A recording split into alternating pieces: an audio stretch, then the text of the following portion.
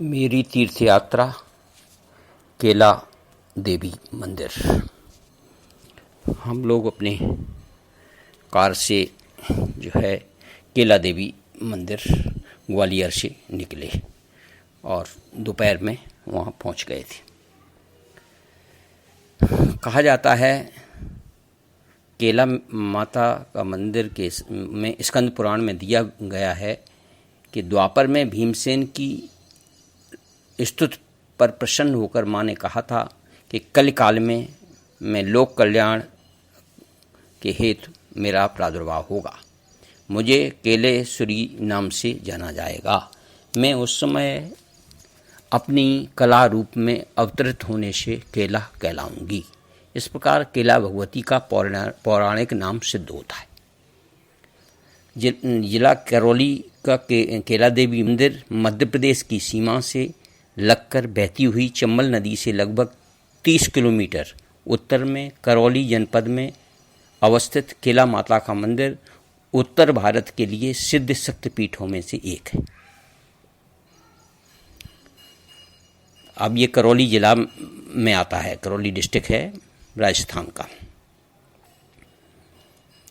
पहले ये 1800 ईस्वी के लगभग यहाँ पर करौली राज्य था, तो यहाँ पर करौली वाली माता या मैया भी इनको कहा जाता है।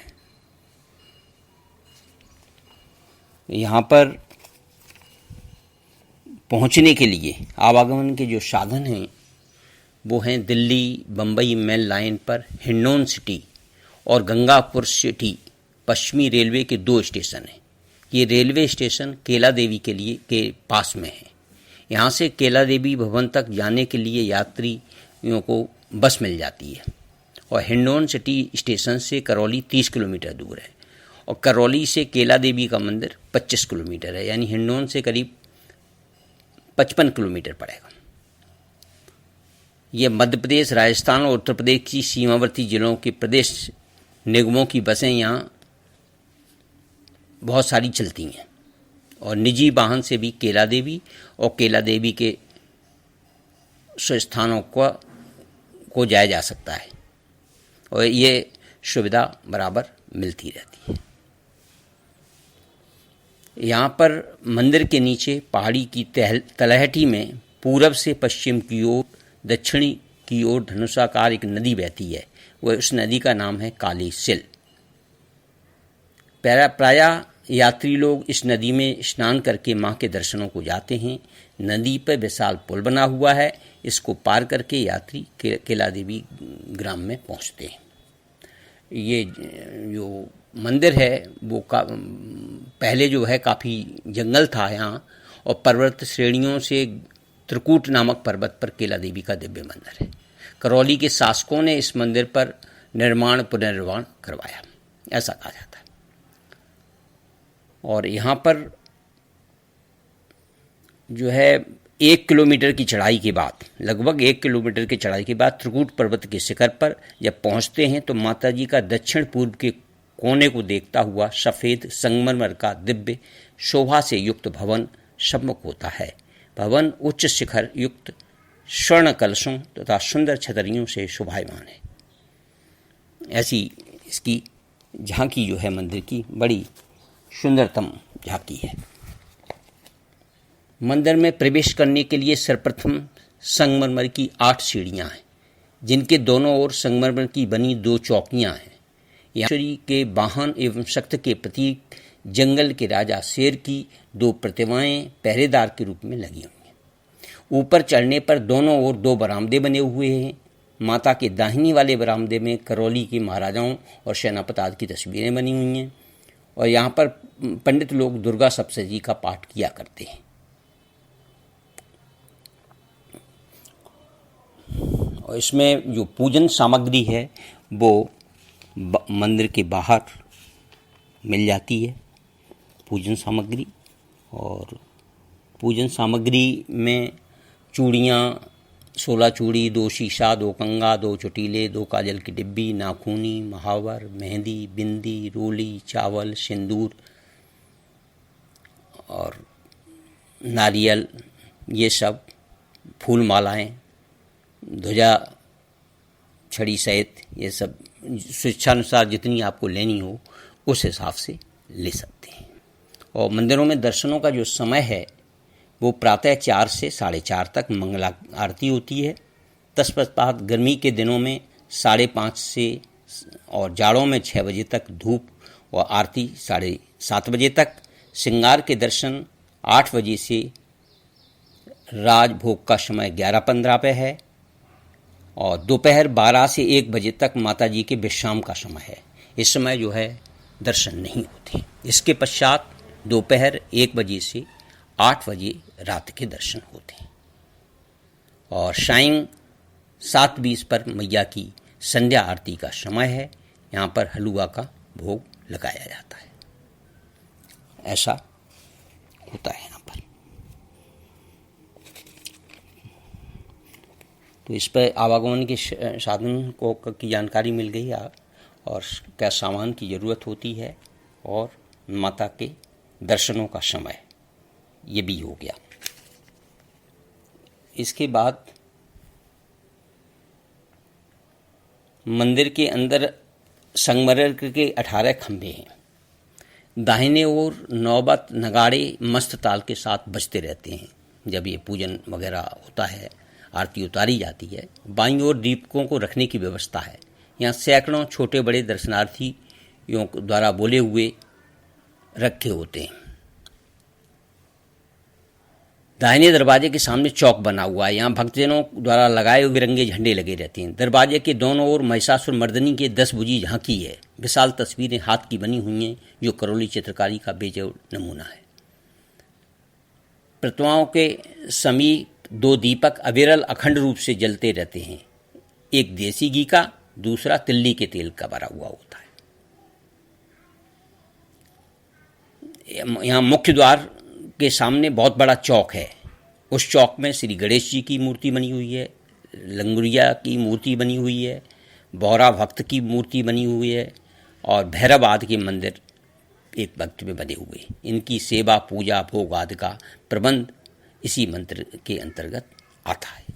ये बाहर है और यहाँ पर जो नारियल है वो एक कुंड में रखा भी जाता है और पुजारी द्वारा वहाँ फोड़ने की भी व्यवस्था है। और चैत्र मास में यहाँ मेला लगता है और बहुत भारी संख्या में लोग आते हैं। लगभग 6 से 7 लाख यात्री यहाँ पर आते हैं। और यहाँ पर ठहरने के लिए ट्रस्ट द्वारा निर्मित बड़ी धर्मशालाओं के अलावा मथुरा वाली धर्मशाला है, नरसी गेस्ट हाउस है और टोपी वालों की धर्मशाला है, पेठे वालों की धर्मशाला है, शिवचरण आगरे वाले की धर्मशाला है, गुजराती धर्मशाला है। इस तरह से ठहरने की अच्छी व्यवस्था है। जो लोग सुबह भाग लेना चाहते हैं उनको एक रात ठहरने का विधान है, वो ठहर सकते हैं और ठहरना के लिए जगह आसानी से उपलब्ध हो जाती है। खाली जो चैत्र मास होता है, नवरात्रि होती हैं, उसमें भीड़ ज़्यादा रहती है, इसलिए ठहरने का वो नहीं मिल पाता है। जगह मिलने में थोड़ी परेशानी रहती है। और इसकी जो मंदिर का प्राचीन जो बनने का, निर्माण का जो समय है वो 900 वर्ष पूर्व का है। केदार गिरि द्वारा ग्रामवासियों को जगदम्बा एवं चामुंडा की उत्पत्ति में जो है बाबा यहाँ पर हैं, केदारगिरी बाबा, उनकी इसमें प्रमुख भूमिका रही है इस मंदिर में उनको देवी को स्थापित करने में। क्योंकि देवी का बाबा की गुफा में ही प्राकट्य हुआ था, ऐसा कहा जाता है। वो वहाँ पर भक्त हुए हैं पहले, और दूसरे भक्त हैं बोहरा को देवी के दर्शन हुए। इस प्रकार से कई लोगों को देवी के दर्शन हुए। और कहा यह जाता है कि श्री कृष्ण की जो बहन थी सप्तम देवकी का जो प्रादुर्भाव हुआ था कन्या का, तो वो बताया जाता है कि कन्या जो है, योग माया है, जो कंस के हाथ से छूट गई थी, वो वही केला देवी के रूप में प्रकट हुई हैं, ऐसा कहा जाता है। वो अंतर्ध्यान हो गई थी और उस समय उन्होंने कहा था कि मैं भीमसेन को पांडव भीमसेन से कहा था कि उन्होंने जब उन्होंने तपस्या की थी कि मैं केला देवी के रूप में वहाँ पर कलयुग में उपस्थित होंगी, तो वो माता उस समय से इस समय प्रकट हुई और लोगों को यहाँ सिद्धपीठ के रूप में उनको स्थान मिला। तो इसलिए लोग वहाँ पर तमाम मन्नतें मांगते हैं और उनकी मन्नतें पूरी होती हैं। और इसमें इनके दर्शन करने से क्या क्या लाभ हैं? भक्तों को इनकी ज्ञान रहने से, पूजन करने से अच्छे फल की प्राप्ति होती है, धन धान्य बढ़ता है, सुख समृद्धि आती है, जन सत्यता होती है, विजय लाभ होता है, समृद्धि, मुक्ति, आरोग्यता आदि तथा और मनोकामनाओं की पूर्ति अपने आप ही हो जाती है। इसलिए लोग यहाँ पर ज़्यादा से ज़्यादा जो आसपास लोग रहते हैं वो आते हैं, तथा और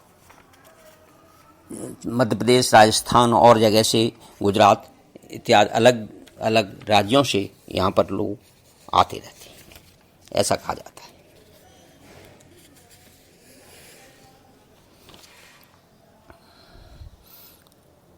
यहाँ पर माता जी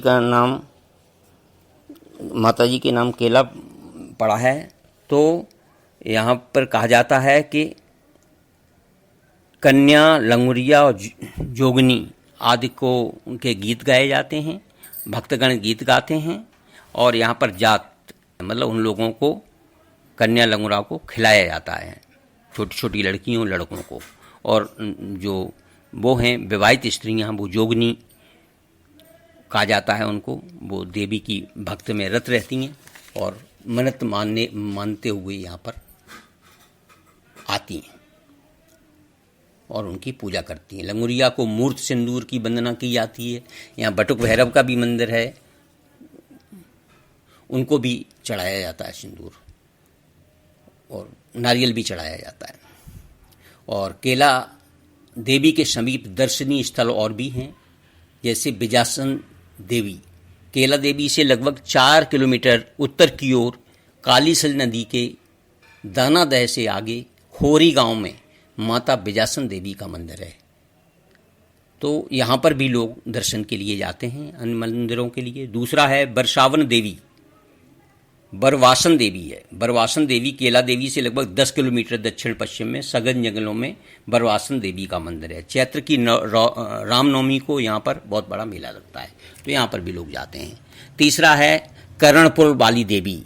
केला देवी से करीब 33 किलोमीटर चंबल नदी के समीप एक छोटा गांव है, उसका नाम है कर्णपुर। तो यहाँ पर कर्णपुर वाली देवी है, उनके दर्शन भी लोग करते हैं। लेकिन मुख्य मंदिर जो है केला देवी का ही है, जो त्रिकुट पर्वत पर बना हुआ है। तो इस तरह से ये यात्रा की जा सकती है। अगर आप सवेरे से जाते हैं तो शाम तक वापस आ सकते हैं। अगर सवेरे की आरती में भी भाग लेना है तो एक दिन ठहरना कंपलसरी है, ठहरना ही पड़ेगा। और भोग लगाना है या जागरण करवाना है तो इसके लिए जागरण के लिए बुकिंग होती है और आप जागरण भी करा सकते हैं उसमें। उसके लिए जागरण में भाग लेने वालों के लिए टिकट भी लगता है। इस प्रकार से ये सिद्धपीठ केला देवी का हमारी जो तीर्थ यात्रा है वो संपूर्ण हुई और हम लोग उनके दर्शन और पूजन सामग्री से दर्शन करें और पूजन सामग्री भी चढ़ाई और वहाँ से वापस आए। ओम एम ह्रीम क्लीम चामुंडाई बिच्ची।